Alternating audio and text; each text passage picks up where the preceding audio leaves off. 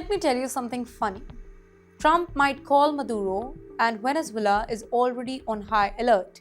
That's right, a political earthquake is shaking Latin America tonight because Donald Trump, yes, the same Donald Trump who once called Venezuela a failed dictatorship, he is now saying that he might talk to President Nicolás Maduro. Why? Because he wants to save life.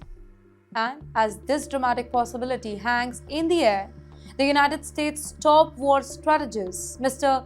Pete Hegseth, has just been spotted right in Venezuela's backyard. Something big is happening, something unusual, something Washington did not expect. In the meantime, in Caracas, Maduro marches with a sword in his hands.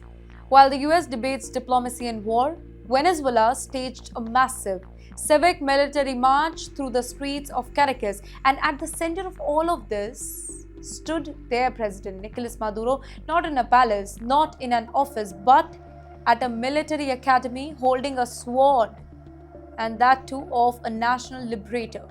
The crowd, they roared, drums echoed, the red flags waved, and Maduro declared that if our homeland calls, we will give our lives, all of us.